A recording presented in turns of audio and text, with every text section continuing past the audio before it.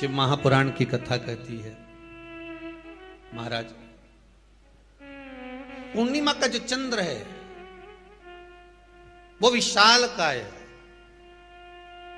और उस चंद्र की पूर्णता में हमारी अभिलाषाएं भी पूर्ण हो। आप आस्था चैनल के माध्यम से जितने लोग कथा सुन रहे हैं, फेसबुक यूट्यूब पर जितने कथा सुन रहे हैं और कुबेरेश्वर धाम में जितने कथा सुन रहे हैं, आप में से कितने लोग हैं जो पूर्णिमा का व्रत करते हैं? जो माताएं करती हो जरा हाथ उठाइए। पूर्णिमा का व्रत जो करती है, करते हो ना आप लोग? रखिए हाथ।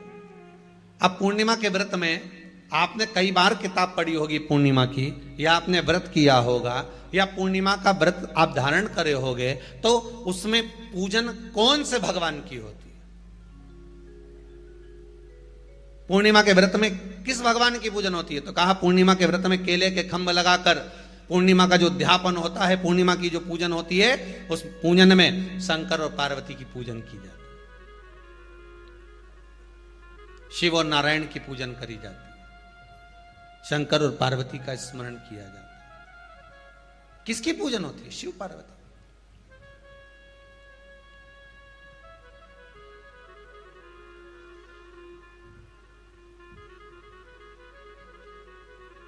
क्यों शंकर और पार्वती का पूजन क्यों करा जाता है पूर्णिमा के व्रत में? क्योंकि शिव और माता पार्वती ही केवल एक ऐसे हैं जिन्होंने अपूर्ण लक्ष्मी को भी पूर्ण बना दिया था। किसको पूर्ण बनाया है? लक्ष्मी। पूर्णिमा के दिन अगर आप शंकर भगवान को एक लोटा पानी अगर शिव को समर्पित कर रहे हो, श्वेत पुष्प को रखकर शंकर जी के ऊपर सफेद फूल को चढ़ाकर अगर एक लोटा जल भी, एक पात्र जल भी शंकर को समर्पित कर रहे हो, तो ये लक्ष्मी के लिए ही तो कर रहे हो। और कौन सी लक्ष्मी? पूर्ण लक्ष्मी।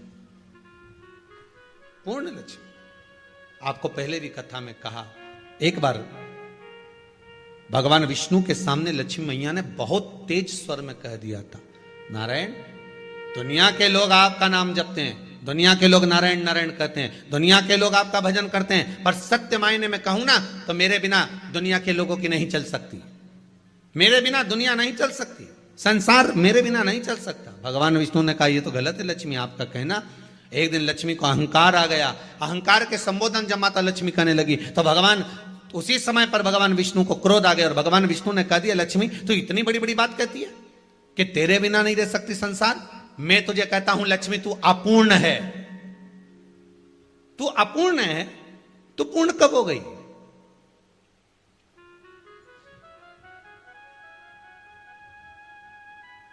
तेरी पूर्णता कहां हो गई?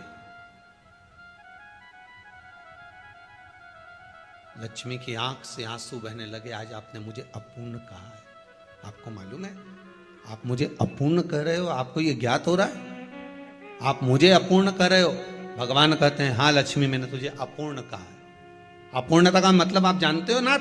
भगवान कहते हैं, लक्ष्मी मैं सब जानता हूं। लक्ष्मी रोती हुई माता सरस्वती के पास पहुंच गई। सरस्वती ने पूछा, क्या बात है लक्ष्मी, क्यों रो रही हो? लक्ष्मी जी ने कहा, क्या बताऊं सखी, मेरे पति ने आज मुझे अपूर्ण कह दिया है। तो क्यों रो रही है तू? अपूर्ण अगर कह दिया, पति ने ही तो कहा है ना, तो क्यों रोना? चल मेरे साथ में। और सरस्वती मैया माता लक्ष्मी को लेकर सीधे पहुंच गई माता पार्वती के यहां। माता पार्वती के यहां जब पहुंची है, माता पार्वती ने लक्ष्मी जी को देखा और सरस्वती को देखा तो पूछा कि बात क्या है, क्या हो गया ऐसा, क्या हुआ, क्या है ऐसा जो तुम दोनों आज मेरे पास में आई? क्या हुआ? पार्वती जी कुछ बोलती, शिव जी का ध्यान माता सरस्वती की ओर और लक्ष्मी की ओर गया और भगवान शंकर जान गए कि आज भगवान नारायण ने लक्ष्मी जी को अपूर्ण कहा है। अब देखें माता पार्वती क्या कर सकती है, इसको पूर्ण बनाने के लिए करेगी क्या? क्या हुआ? माता सरस्वती जी बोली, लक्ष्मी को अपूर्ण कह दिया। अपूर्ण कह दिया? हाँ, तो क्या सोचना उसके लिए? इसको मैं अभी पूर्ण बना देती हूं। माता जगत जननी पार्वती ने गोदी में विराजमान गणेश जी को उठाया और उठाकर लक्ष्मी जी की गोद में दे दिया। ले लक्ष्मी, आज से तू पूर्ण हो गई। लक्ष्मी, आज से तू पूर्ण है। गोदी में जब तक संतान नहीं है तो नारी को लोग अपूर्ण समझते हैं, पर माता पार्वती जी ने संपूर्ण ब्रह्मांड में एक सिद्धता प्रदान कर दी कि अपने गोदी के लाल को, अपने गोदी के पुत्र को माता ने लक्ष्मी की गोद में देकर लक्ष्मी को पूर्ण बना दिया। वो दिन कौन सा था? पूर्णिमा का दिन था। पूर्णिमा के कितने व्रत होते हैं? बोलते जाओ, जरा जल्दी जल्दी बोलो। पूर्णिमा के नारियों को, स्त्रियों को अखंड सौभाग्य के लिए, जो नारी वैधव्य नहीं होना चाहती है उस नारी को पूर्णिमा के कितने व्रत करना चाहिए? जिस नारी के यहाँ संतान नहीं हो, औलाद नहीं हो, उसको पूर्णिमा के कितने व्रत करना चाहिए? जिस नारी का पुत्र, पति बहुत बीमारी से ग्रसित हो, लग रहा हो कि ये मेरा बेटा बहुत बड़ी बीमारी में घिरा हुआ है, तो नारी को कितने व्रत करना चाहिए? स्वयं भगवान कृष्ण ने माता यशोदा को द्वापर में भी बताया है कि पूर्णिमा के 32 व्रत होते हैं। कितने व्रत होते हैं? 32।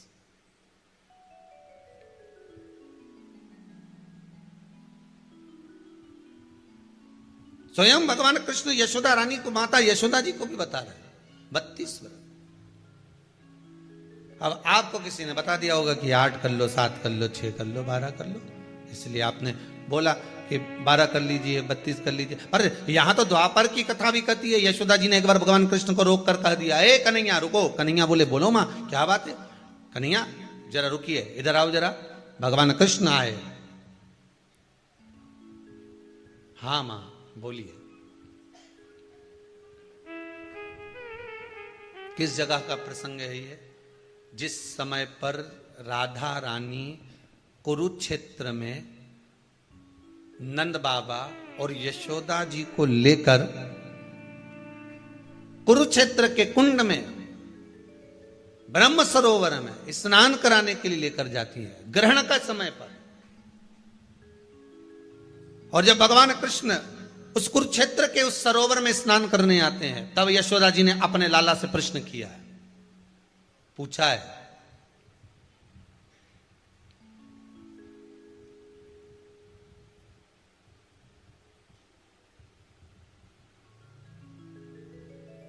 कि नारी वैधव्य होकर ना मरे।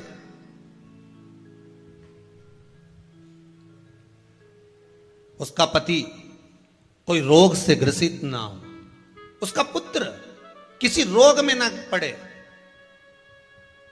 अरे भाई, कितना सुंदर संवाद लिखा है। अगर किसी माता का पुत्र मान लो किसी नशे में डूबा हुआ है, कोई नशा कर रहा है और गलत नशा है, आपको लग रहा है कि ये नशे में डूबा हुआ है, आपको लग रहा है कि ये गलत जगह पर डूब गया है, आपको लग रहा है कि मदिरापान में, मांसाहार में या अधिक अधिक गांजा आदि का जो भी नशे होते हैं, जितने भी नशे, उसमें डूब चुका है। और मां उसको समझा रही है, तू नशे में मत डूब, तू इस काम को मत कर, तू ये गलत कर्म मत कर।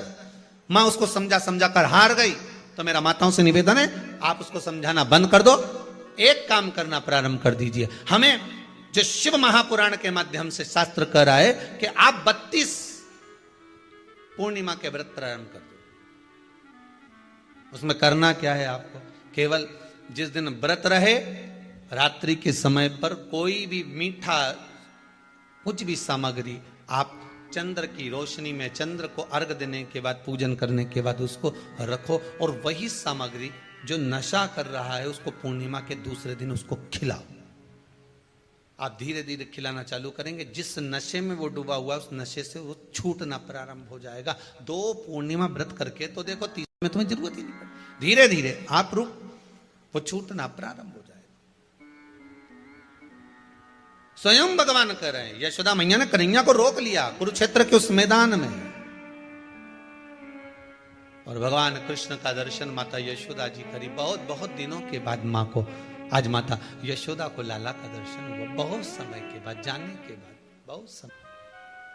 जब देवता 33 कोटि देवता उस चंद्र के इंतजार में रहते हैं कि ये चंद्र प्रबल होगा, तब जाकर ये चंद्र यहां पहुंचेगा, तब जाकर हम मंथन करेंगे, तब जाकर वो अमृत मिलेगा, और उस अमृत को देवता धारण करेंगे तो वो आनंद पा जाएंगे। तो हम क्यों शरद पूर्णिमा छोड़ें? हम क्यों एक एक पूर्णिमा छोड़ें? एक एक पूर्णिमा के महत्व को जानिए।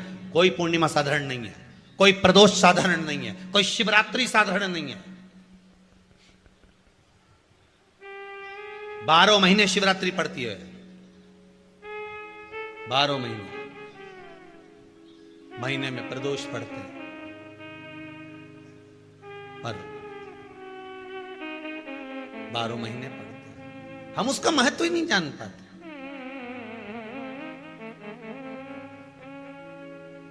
कौन से प्रदोष पर क्या करना है, कौन सी पूर्णिमा को क्या धारण करना है, कौन सी शिवरात्रि पर। कई लोगों को तो यहां तक नहीं मालूम था कि भाई श्रावण के महीने में भी शिवरात्रि आती है। वो तो बस लोगों के कि शिवरात्रि का पूजन हुआ, तो उसका स्मरण क्यों छोड़े हम? अगर ये वेद और शास्त्र ब्राह्मणों को दिए गए हैं, ये वेद और शास्त्र विद्वज्जन को दिए गए हैं, तो इसका स्मरण होना चाहिए कि हम निकालकर जनमानस तक ये चीज पहुंचाएं कि हमें इस दिन ये पूजन करना है, उसका स्मरण होना चाहिए।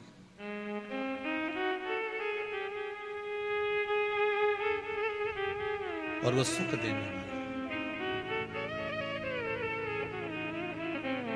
भगवान कृष्ण से यशोदा जी ने पूछा तो भगवान कृष्ण ने कहा, मां पूर्णिमा का व्रत अगर नारी 32 पूर्णिमा धारण कर लेती है तो वो नारी बेधव्य होकर नहीं जाती।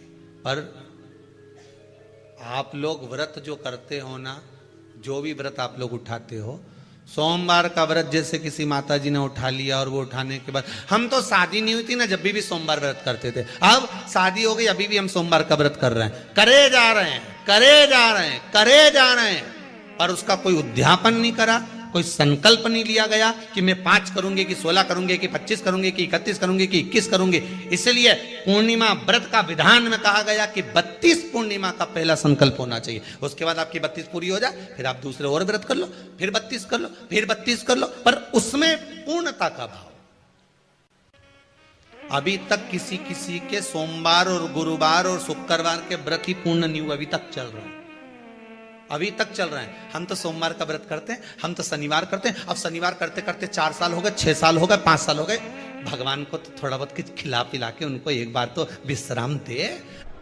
ये जितनी पूर्णिमा के व्रत हैं, जितने 12 महीने जो पूर्णिमा पड़ती है, पूनम पड़ती है, ये भले दुनिया के लोग कहते हैं कि ये भगवान राधा और कृष्ण से संबंध रखते हैं, सीता राम जी से संबंध रखते हैं, राम और कृष्ण से संबंध रखते हैं, पर इनका यदि सही संबंध समझा जाए, इनके सही संबंध का यदि स्मरण करा जाए, इनके सही संबंधों का यदि वर्णन किया जाए, तो शिव और चंद्रमा के जो मिलन का केंद्र बिंदु है वही पूर्णिमा है। केवल एक पूर्णिमा वहीं तक नहीं रही कि भगवान कृष्ण और राधा जी ने रास किया। भगवान कृष्ण और राधा जी रास कर रहे हैं, केवल पूर्णिमा वहीं तक सीमित नहीं रही, केवल वहीं तक उसकी सीमितता नहीं है। एक बात ध्यान रखिएगा,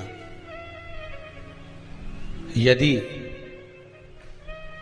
काया का रोग हो गया, मान लो शरीर कहीं से सफेद पड़ रहा है, कहीं से काला पड़ रहा है, शरीर में से खाल की फुकड़ी निकलना प्रारंभ हो गई हो, शरीर में काले काले चट्टे पड़ना चालू हो गए हों, या कोई विशेष रोग हो गया, कोई विशेष शरीर में रोग है, बीमारी है, काया बेकार हो रही है, तो सीधी सीधी बात शिव महापुराण की कथा कहती है, सुंदर आनंद में श्रवण कर कर आप अपने जीवन को, ये पूर्णिमा शिव महापुराण की कथा कर पूर्णिमा आ रही है, कुछ नहीं करना, पीपल का एक पत्ता, उस पत्ते पर थोड़ा सा चावल, थोड़ा सा चावल, पूर्णिमा की रात्रि को अपने हाथ में लेकर, अपने नयनों से लगाकर, शरीर पर से स्वयं उतारकर उसको दरवाजे के पास रख दीजिए। पूर्णिमा की रात्रि को पूर्ण होने पर उस चावल को दूसरे दिन सूंघ कर बहते हुए पानी में डाल दीजिए। महाराज, कितने भी रोग से ग्रसित हो गए, पीपल का एक पत्ता 52,000 ब्राह्मण की साक्षी कराता है। महाराज बहुत ध्यान देना, पीपल के वृक्ष में स्वयं नारायण का, मेरे कृष्ण का वास है। स्वयं भगवान गीता के अंतर्गत कहते हैं कि मैं पीपल का वृक्ष हूं।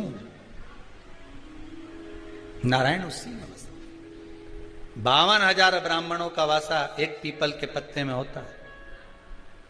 और आपको पहले भी कथा में कहा, गाय, ब्राह्मण, बहन, बेटी, ये सब काल का हरण करने वाले हो, काल को हरने वाले हो। रोग को मिटाइए, शिव का स्मरण करो। पूर्णिमा के दिन चावल का एक आखा दाना, आखा दाना जानते हो, पूरा खंडित चावल नहीं, कितना चावल, एक दाना चावल का शंकर भगवान के शिवलिंग पर समर्पित करिए। एक बेलपत्र जिसका डंडी का मुख अपनी ओर हो, जहां से चावल चढ़ाया है, उस चावल के ऊपर अपनी कामना कर कर रख दीजिए और चंद्रमौली भगवान का स्मरण करिए। कौन से भगवान? शंकर भगवान का सर्वश्रेष्ठ सुंदर नाम है चंद्रमौली। चंद्रमौली भगवान का स्मरण करिए, अपनी कामना कर कर, बेलपत्र समर्पित कर कर शिव जी पर एक लोटा पानी, एक जल पात्र समर्पित करो, कलश से जल चढ़ा दीजिए, नैनों में वो जल लगाकर अपनी कामना कर कर वापिस घर को आइए। अगली निमा आएगी, जो कामना करी है मेरा चंद्रमौली भोलेनाथ उसे पूर्ण कर ही देगा। शिव उपासना के लिए जितनी 12 महीने में पूर्णिमा पड़ती है, एक एक पूर्णिमा का व्याख्यान वर्णन करेंगे। आज तो कथा का महत्तम दिवस है, पहला दिवस है, तो हम उसको महत्व समझें कि पूर्णिमा का महत्व क्या है, हम उसका महत्व समझें कि शंकर और चंद्र का रिश्ता क्या है, संबंध क्या है।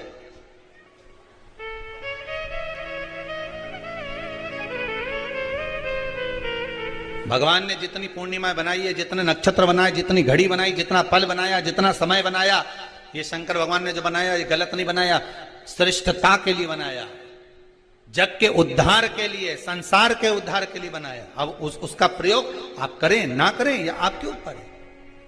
आप उसका प्रयोग कर रहे हैं ना कर रहे हैं, आपके ऊपर, पर जो बनाया है मेरे भगवान,